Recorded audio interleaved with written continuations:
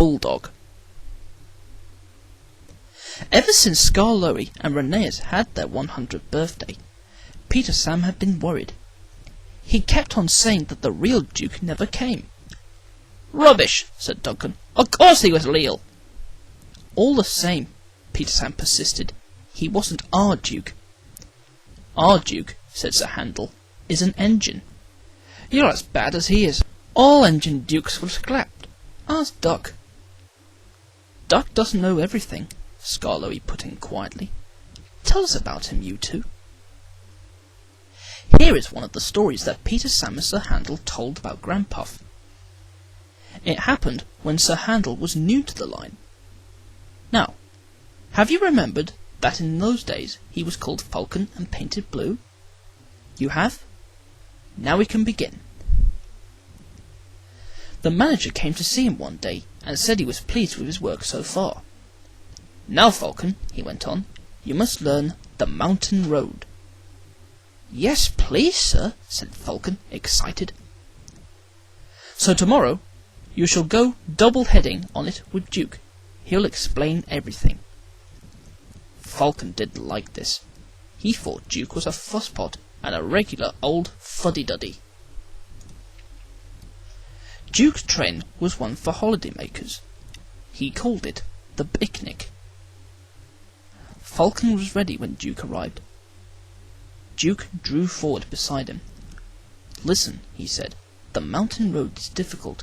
You take the train and I'll couple in front." "No," said Falcon, "I'll lead. How can I learn the road with you lumbering ahead, blocking the view?" "Suit yourself," said Duke shortly, "but never mind the view. Attend to the track." "Look at the track," he puffed again on starting. "Never mind the view." Fusspot, puffed Falcon on starting. "Fuddy-duddy, fuddy-duddy, fuddy-duddy." They rattled through the first tunnel, looped round, recrossed the river, and entered the second, climbing all the time. Their speed grew slower and slower. Don't dawdle, urged Falcon. No hurry, puffed Duke stolidly. The tunnel was curved and pitch dark. Falcon felt stifled. He wanted to get out. Presently the light grew. 2 ribbons of track appeared ahead in the gloom.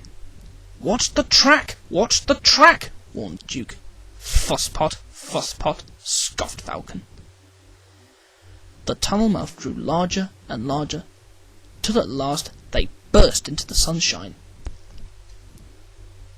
The line here swung sharply right. It was laid on a ledge cut into the hillside. Below lay the valley up which they had come. Track and buildings looked tiny, like toys. No one quite knows what happened next. Duke said there must have been something on the track, and Falcon hadn't kept a good lookout. Falcon said he was dazzled, so how could he have kept a good lookout? Anyway, their coaches had barely cleared the tunnel when Falcon lurched. His front wheels derailed, crunched over sleepers and ballast. He came to rest with one wheel uncomfortably near the edge. Duke had saved Falcon. Now he held on grimly with locked wheels and taut couplings. "Young idiot," he hissed. "Stop it! I can't hold you if you shake." Falcon tried hard to stop shuddering. Quickly, Duke's driver and fireman choked his wheels and strengthened the coupling between the 2 engines. "Thank you," said Duke. "Now I'll manage." With Duke secure, the 2 crews, helped by a plate layer, propped up Falcon's front end. They were looking forward to a rest when Duke began wheezing in an alarming way. His fireman ran to his cab. "Water!" he cried. "We want water, quickly!" The plate layer's cottage stood nearby. He explained to his wife, and the passengers borrowed jugs, buckets, kettles, saucepans, anything, in fact, which would hold water.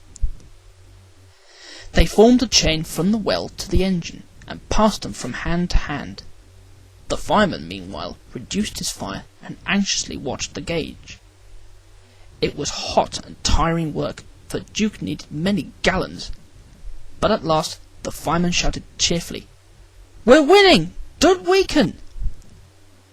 And they all set to work again with a will.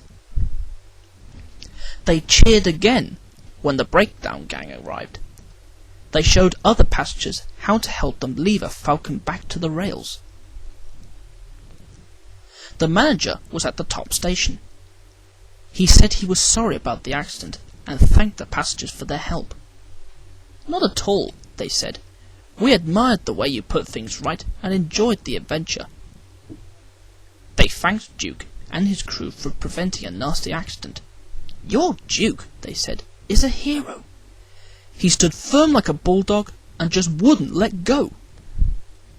Falcon said thank you too. "I don't know why you bothered after I'd been so rude." "Oh well," replied Duke, "you just had a new coat of paint. It would have been a pity if you rolled down the mountain and spoilt it. That would never have suited his grace."